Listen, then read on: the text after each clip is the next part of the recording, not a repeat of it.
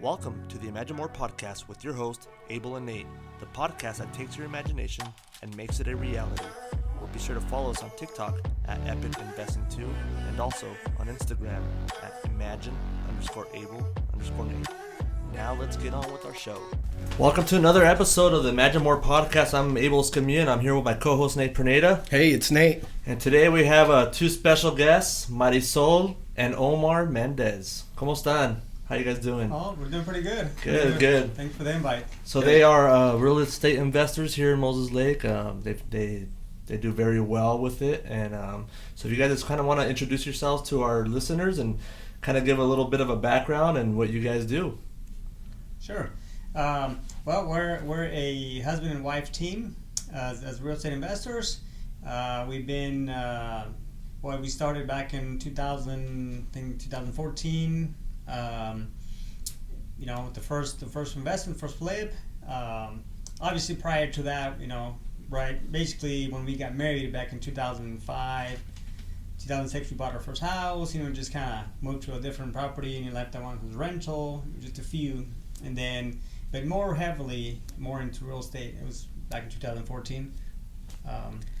My name is Marizol Mendez, and I feel super grateful and excited to be here. And Awesome. I hope that our story inspires other couples and other Hispanics that they came here to this country to live a better life. Awesome. Yes, exactly. That is awesome. Yeah, so we really appreciate you guys being on the show.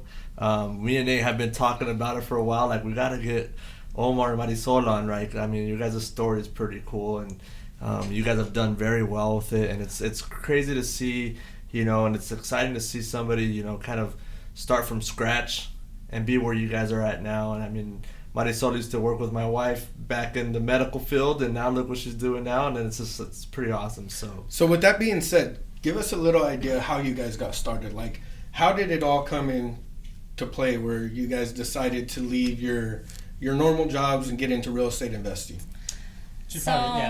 Everything started 9 years ago. I went to the library, and even though that I was happy working in the clinic, I felt like I didn't have time freedom or financial freedom. So I went to the library hoping to find a book that was going to help us out. And I don't know why, I just got the book by Robert Kiyosaki. Rich Dad, Poor Dad. Rich, oh, yeah, Yes. Yeah. I think we've all read it. We read it too. Book's phenomenal. And I just knew that it was going to change our lives. So I went home and I told my husband, read it, because it's going to change our lives. I just have a feeling. And it has changed our life.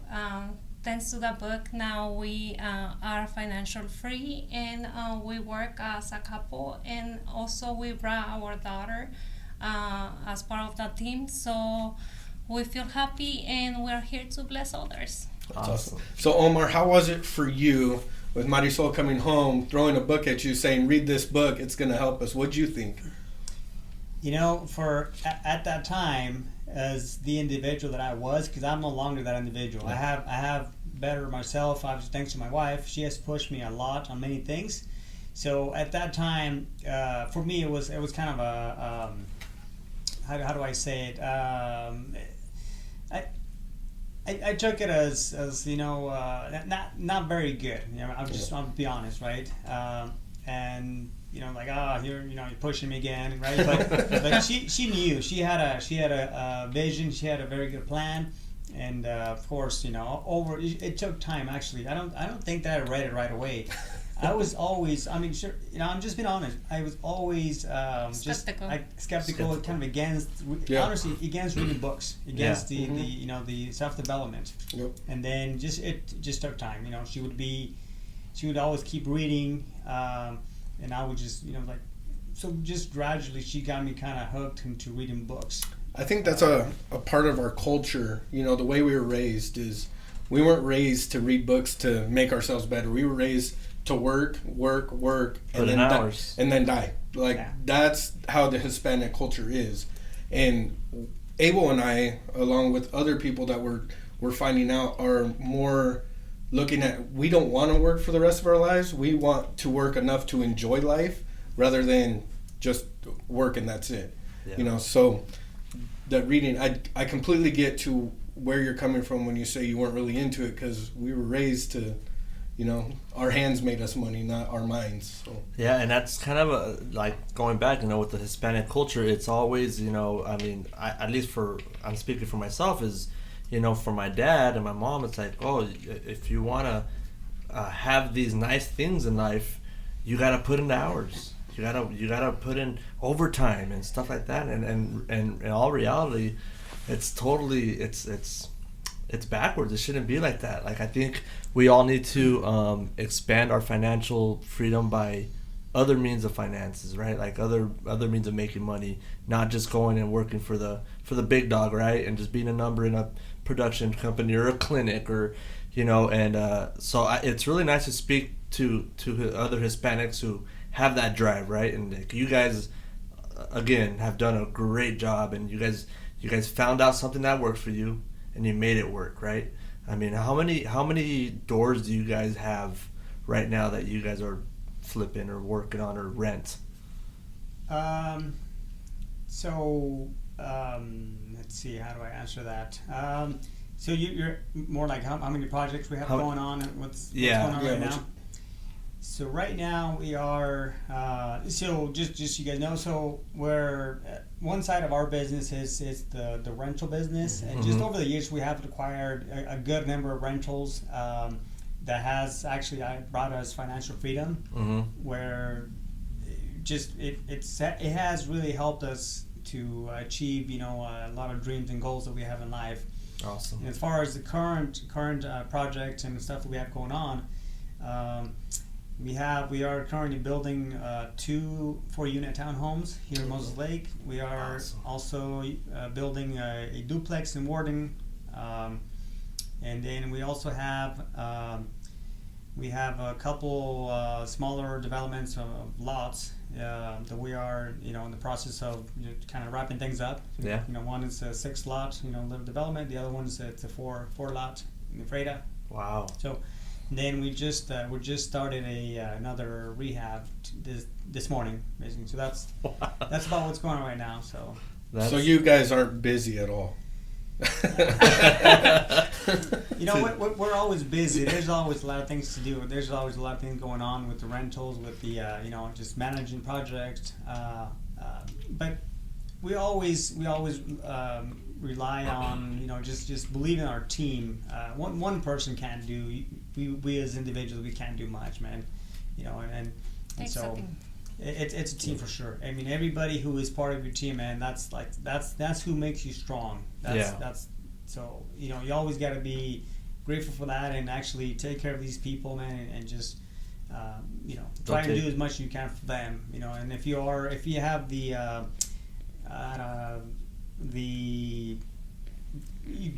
bring value mentality to others, that's where it's at. Possibilities are endless. Yes, huh? Pretty much. Yes. But going back to your question, in these 9 years we have done over 120 flips. 120 flips in 9 years. Yes. That's impressive. That is very really impressive. I mean, congratulations. That's all. I mean, that's literally like all I can say is that is a story. I mean, you know, that's something that you guys are going to be able to tell your grandkids, you know, and I mean, that's something that you're going to be able to share with your daughter. And I mean, you guys are just setting up generations, and that's pretty awesome. I mean, that is, congratulations, guys. Yeah. Seriously. Well, thank you. So one of the things you just talked about is your team.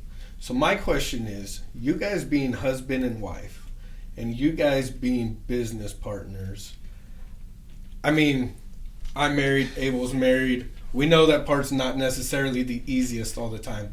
How does that coincide with being business partners? Like, do you guys have to shut that off? Does it have to go from Omar and Marizol, the husband and wife, to Omar and Marizol, the business partners? Or how's that? I mean, I don't want to put you guys on the spot, but it's kind of the I can point. answer that. So basically, when we started real estate, the issue that we had is that we didn't know our roles, but through time and through a lot of discussions, I learned my role, and he learned his role. So he doesn't get involved in my role, and I don't get involved in his role. So we respect each other in that area. That's and awesome. We both love real estate, so Yeah. it's not like I will come here and claim the after 6 o'clock we don't talk about real estate, because we both love it, and that's a cool part about it. Yeah. Well, we always talk about real estate, and in the morning, lunch. I mean, it's what we do. It's what we love to do. We enjoy it. So, but yes, there is a time usually we try and 6 o'clock, sometimes 7. We really try and kind of shut that part of it off. Watch a movie with our daughters. Talk to them, enjoy some time together, and there, yes, there are days. I'm sure everybody. There are days that just things. The list is really long, and so but we understand that. So like, if I'm somewhere, maybe at a project, I'm checking. There's just something that needs to get done. Be like, hey, this is what's going on, so I'm going to be late. But we work really trying to avoid that as much as we can, because at the end of the day. No matter how much investments you do, how much money you make, how much you have, like, time moves on, time goes on, and before you know it, your kids are grown up, kids are gone, and then what? Like, that time is valuable. Yeah. So that's also been a thing that we've been working pretty hard to really, just spend as much time as possible. That's with good. our kids. Yeah. And we don't want to just leave a legacy of money. For us, a legacy, it means giving them good values, spending time with them, creating memories with them. Is not just about telling them, like, here, I worked so hard, and now you are a millionaire, but you don't. I never teach you how to earn money. In my opinion, we as parents, we need to teach our kids how to fish, not give them the fish. And we are hard with our kids. We are into discipline, because we believe if you love your kids, don't give them everything that they want, make them earn it. Come on. Absolutely. And there's proof of that. If anybody of our followers follow you guys on social media, they know about your daughter Sophia.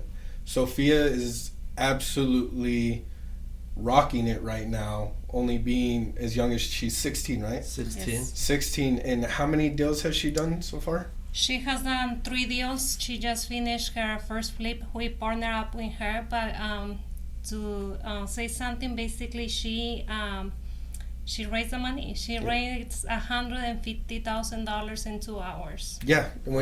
I remember when you guys told me that, I was just like, that is incredible. $150,000 in 2 hours. That is incredible.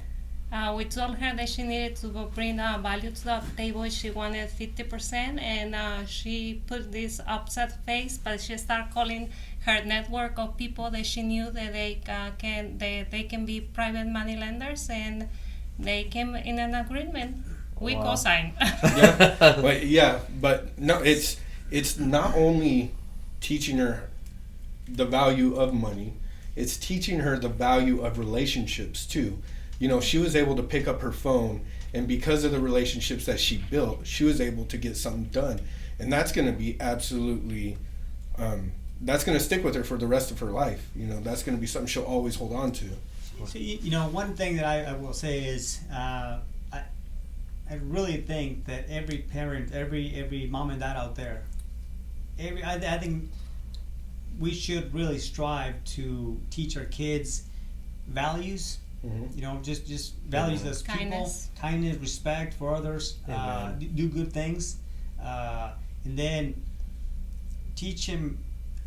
You need to teach your kids about money. Money's not bad. I think Nate and I were having this conversation the other day, and money's not bad. The direction, the use, what you use that for, that's going to determine. You can use money to do bad things or good things, right? Amen. But just the money there, it's not. Money is just a tool, and it meant to flow. And if you are a good person, you will do good things with money. And if you are a bad person, you will do more bad things with the money. So we're always teaching our kids, money is just a tool. It's not evil. That's absolutely correct. So in the 9 years that you guys have been doing this, have there ever been any setbacks or struggles I mean, I'm sure there hasn't, every deal, 140 or whatever flips you guys said you have done? 120. 120. So has there ever been, I'm sure a struggle here and there, and if there has been any, how did you overcome them? Well, here's the thing. In every business, and I would say any business, there's always going to be struggles. There's always going to be setbacks. What we've gone through, look, there's been probably 3, 4, 5 times just throughout these years that I came to her and I said, you know what, I'm done. Once we finish this project, don't talk to me ever about real estate. I'm done with this project. No more. Yeah. And then more time went on and something else came up and but actually I tell you what, a lot of it was because there were some things that we had to fix between us as business partners, as husband and wife. Mm-hmm. It wasn't really much of the actual the business part of it. It was a combination, but just nothing major. I would just say minor things that just weren't clarified. And I don't know, you see it different? I feel like our life was as a roller coaster, and roller coaster has ups and downs. And when we start in this business, every single up and the up feel awesome, the down feel awful. And now through time, we still have a roller coaster life, but now we learn to enjoy it. Yeah. Mm-hmm. And when he comes to me and he's like, oh, this happened, I am like, oh, let's find the solution. Oh, like, I don't make such a big deal about it because we have passed through a lot of things. Mm-hmm. And we're not giving up. Yeah. Yeah, just over the years we have learned to complement each other and to not let you can't let anything minor, any setback to kind of put you down. Okay. You learn to kind of take the punches and just keep going. You just can't. Because there will be times where you just want to throw in the towel. Mm-hmm. But every time when that happens and you don't throw in the towel, guess what? You just became a stronger person. Mm-hmm. You just became a stronger investor. A stronger business owner. Wow. Yeah. So Kind of like what we talked about at lunch. In life, there's no losses. There's only lessons. So, right. And if you look at all your losses as lessons, you're only gonna get better at the end of it. So, it's true. So I guess another question, and it's kind of a, because everybody hears these stories and they're like, well, they had to have come up on money somehow, right? Everybody thinks like, oh, maybe somebody lent them money to start their first flip. So how did you guys finance your first flip and then take it away from there? Like keep it going. I won't go too much into detail, but I will say this: there are a few things that we as people we need to know, and especially in business. And first of all, as a friend and as individuals, bringing value to others, that should be our first thing. Like always, if you want to get somewhere faster, number one thing, bringing value to others, like be honest, do the right thing. That being said, basically have integrity. When you have those things in place, there's I can guarantee you there will be someone who believes in you, and yes, someone also did believe in us. And we actually we had some of our own.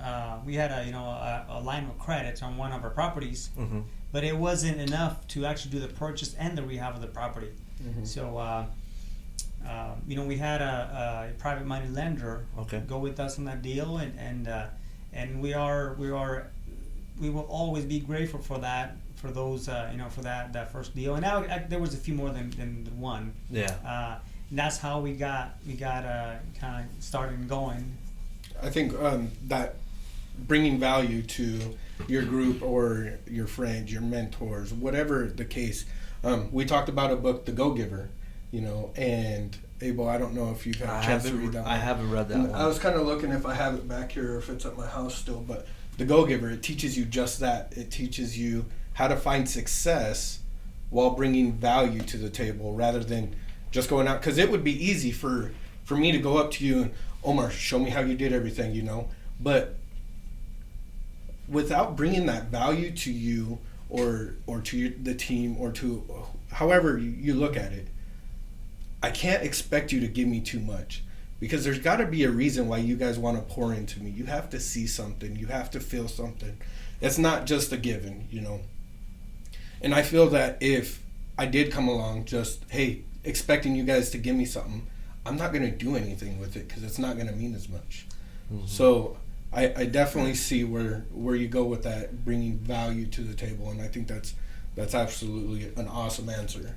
Yes, actually, and I'll just kind of share a little clip of what actually happened when I feel like that's when really things took off, and this will kind of wrap up that part of bringing value to others, right? So back in 2000, this probably was 2015 or so. We were flipping our first house, and then. My wife, she's always been really good at comping properties. I mean, like she always has this great ideas, and she can see like far away, right? And so, out of the blue, we ran across this couple, right? They were flipping these other investors. They're from a town nearby, and then they were flipping like a house a couple blocks down. And somehow we came across them, and they were like, hey, you guys should come out and you guys should look at our flip. We're just finishing it up, right? And we just wanted to, sure, yeah, we'll go look at it. So we did, and then they were like, yeah, we're gonna put it up. We're gonna put it on the market, and we're gonna put it up for X dollar, right? Uh-huh. And then we looked at it, and Marisol says, she said, hey, you know what? You guys can sell, because obviously they were from out of town, so that's Moses Lake wasn't wasn't really their main market. So she said, hey, I think you guys can sell this property for, I think you told them like what, $10,000-$15,000 more. So just that right there, they sold the house for I think $12,000-$15,000 more. What she encouraged them to do. To do that, they did. So right, and from there, that started the relationship. And then that individual said, hey, I want to invite you guys over. We have a real estate meetup once a month. You guys should come over. And from there, he said, hey, we show up, said, I want to introduce you guys to this person. This person, he's a lender, that's all he does. And from there, things took off, man. Wow, like awesome. You never know, like, that's what I'm saying. Bring value and don't, you see what I'm saying? Like, yeah. And then it's just powerful, man. That was it. And honestly, I did it just because I wanted to be nice. I was not getting any extra money or commission or anything. I just wanted to help them out so they can make more money, and they really help us out. Well, and here's the thing. Guess what? Like 3, 4, 5 years down the road, we still know these people, and they are friends. They're friends, and we met again. Ran across again. They were like, like you guys. I mean, they told us this. They still remember that day, and they're like, yeah, we made this $12,000-$15,000 more because you guys told us. When people tell you that, it just blows your mind. Yeah, absolutely. Like, I big believer in I don't know if you guys read the book. There's a book with the name of Swim. Anyway, it talks about so you got to be the suckerfish. Okay? If you want to be X, you want to do something bigger, go be the suckerfish for that person. Like anyway, so that book talks about the whole story: the suckerfish, the parasite, and the shark. Yep. If you guys have a chance to read it, that explains you exactly that right there. Wow. Yeah. So, and really, Omar and I got a chance to talk about that too. And what it explains is how the suckerfish benefits the shark. So the shark actually is able to take the suckerfish to depths it couldn't go on its own. But because that suckerfish is keeping that shark clean of parasites, that suckerfish gets a ride with that shark. So it's, again, bringing value to the table is what's going to make successes happen for you, and especially if you bring it to the right people. Yeah. You know what I mean? The people who are successful. Another thing we got to talk about is the people we want to be around. You know, you never want to be the smartest person at your table, because if you are, you need to get up and find a new table, right? That's right. So being around like-minded people, you know, bringing value to that table. And it might just be starting out just a little bit of value, like just happening to mention, hey, you can get a little bit more money, you know, whatever the case may be. You never know what it's going to do to impact somebody that day or from days to come, and how much blessing that can actually bring, just a little gesture like that. Yeah, and I know you too, and I've sold some of your guys' flips, right?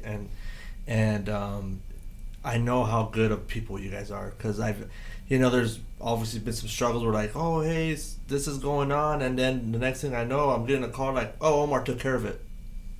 Omar did what? Oh, it's good. We're good. I'm like, that, you hear things like that, like, you bring value to yourself as well. Like also, you're bringing value to others, but I mean, when things like that happen, or when you hear a story like that, I mean, obviously as real estate agents, when you hear that, hey, who did this flip? Oh, Omar and Marizol did. Okay.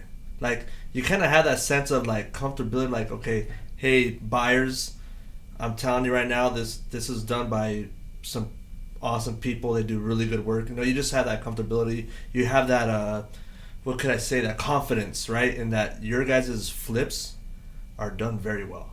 Very, very well. I've probably seen maybe 12 or 15 of your guys' flips, and every one of them's like, this house used to look like this, and it looks like this now. So, I mean, great job to you guys, like I said. It's an awesome story to hear that you guys are just doing this. I mean, you guys are truly a success story in such a small town, right? So it's really cool to hear. Another question I wanted to kind of go over was, obviously, I mean, Nate and I, right? We have Nate's done one. You've done one flip, and done a flip, and I have a rental. And you have a rental. So obviously getting started. I haven't done a flip, and I want to get into it. So what would you say to somebody who's wanted to start that side of real estate, right? So everybody, yeah, of course we're real estate agents, but jumping over to the, hey, let's start investing and maybe flipping houses. What would you say to the beginner, if anything? Do you want to take it? Go ahead. Oh.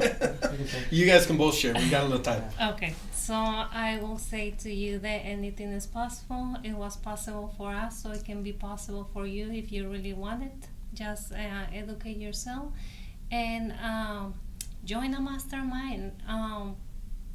Surround yourself with people that they are already doing what you want to do. Yep. And then just take action, because no one is going to bring you those super awesome deals. You have to go and look for them, and also always bring value to the seller that's looking to sell their home, because they have a problem. I always when we go to appointments, I always say, like, look, even though if I don't buy the house, we're here to help you. If this house maybe is not for you, I can refer you to an agent. I can give you contractor's number. Whatever you want to do, we are here to provide a service.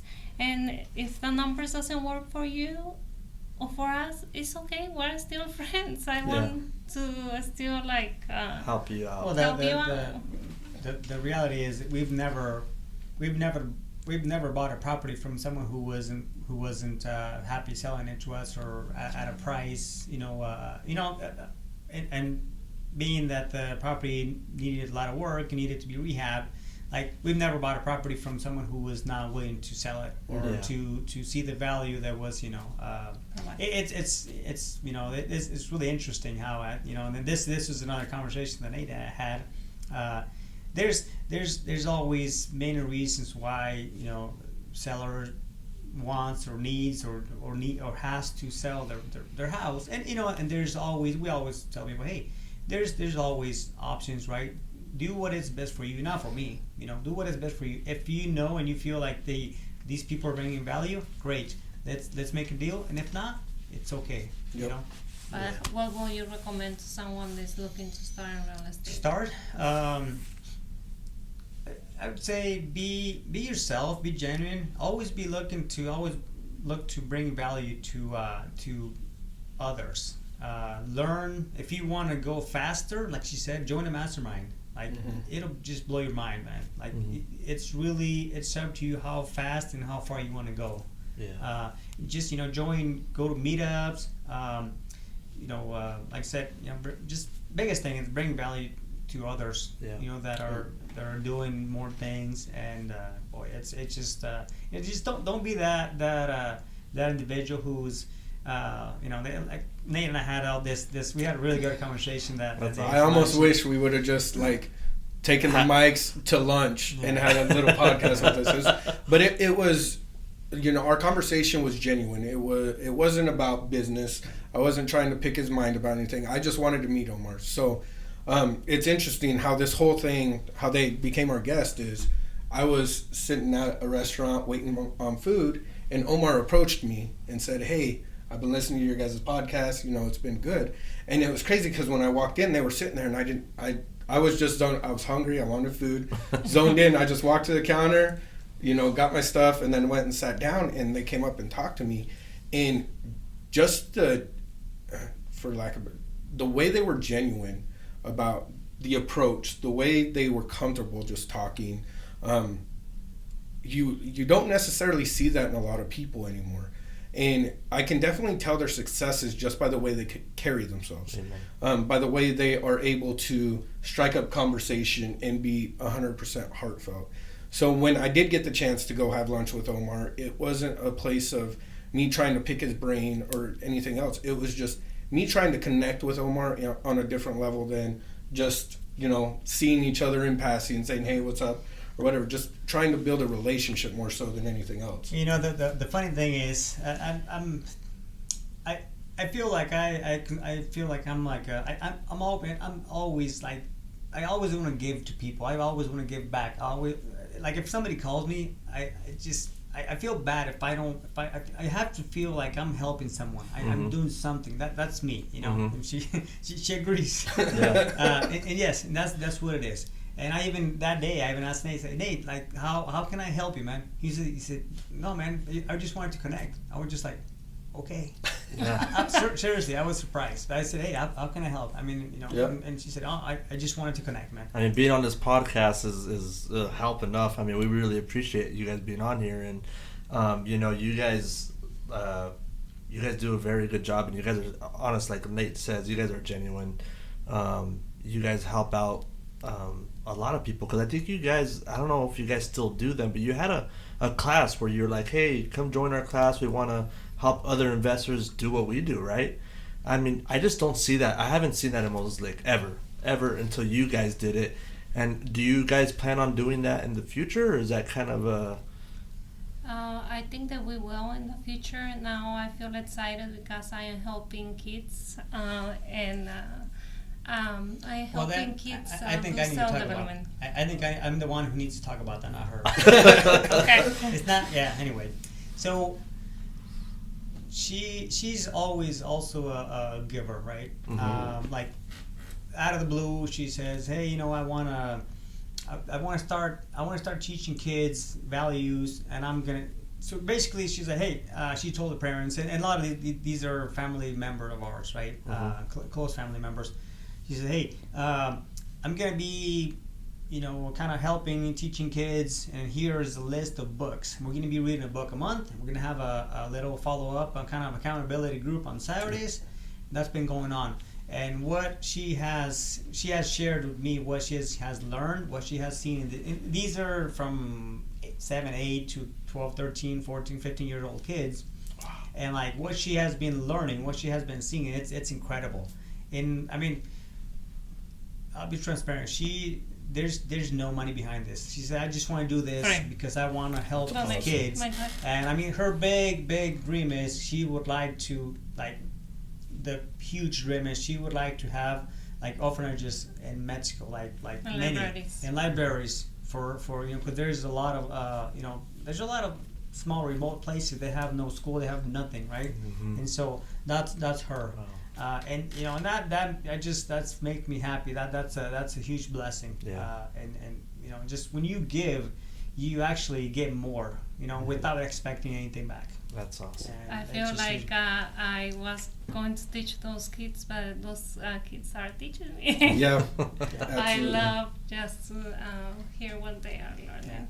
All right. Well, Nate, you have anything you want to add, or? No, really. I just want to say thanks, guys, for coming on. You know, thank you for going out to lunch with me. You know, and thanks for approaching me. You know, it meant a lot. You know, sitting there and having you guys approach me and talk about the podcast, because one of the reasons why me and Abel started this was to give back to the community too, to kind of shed some light on what's going on out there. I feel like everything that's going on right now in the world is all this dark and bad stuff, but there's really people bringing light with what they do, kind of like what you guys do, what other people we know, and Amy Dominguez, what they do, and other people we've had on the show, just showing that there's something more than all the bad that's going on, that there is good. There's people out there who want to see people succeed, who want to lift people up, who want to be genuine, things like that. So in reality, we are appreciative of you guys to come on and share a little bit of your story with the rest of Moses Lake, Grant County, whoever's listening. You know, just kind of be vulnerable with us, and we appreciate that a lot. We're very blessed, very truly appreciate the invitation. For us, it's from the heart. Yeah, and we're happy to talk to people. We're happy to share. We're always happy to talk to people, man. I like I told Nate, I like to. We're all busy, right? We're all busy every day. Mm-hmm. I just don't want to waste my time, right? I mean, there's people out there that just want to just see how much blood they can suck out of you, right? Yeah. But you know, him and I talked about it and say, hey, you know, that's just. I'll make time for people, right? But I think you have to also see, right? And you know, like always think about, hey, how can I bring value to this person, right? And that's it. I mean, you want to add something?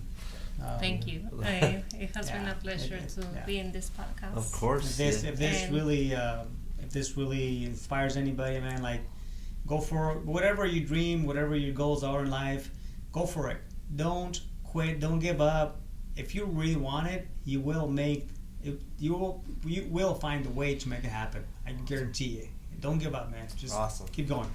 All right, guys. Well, that's all the time we have for today. Thank you, Marizol and Omar, for coming on the podcast, and we loved hearing your story and you know, just the inspiration you guys give to others, and I hope to honestly have you guys back on in the future. Yeah, definitely. Just to kind of do a check up, right? See how you guys are doing, you know, maybe a year from now or whatever. But yeah, we appreciate having you on, and yeah, so that's it for today, Nate. Thanks, guys. All right. Thank you for tuning into the Imagine More podcast with Abel and Nate, the podcast that takes your imagination and makes it a reality. Remember to follow us on TikTok at EpicInvesting2 and also on Instagram at Imagine_Able_Nate. Until next time, stay great.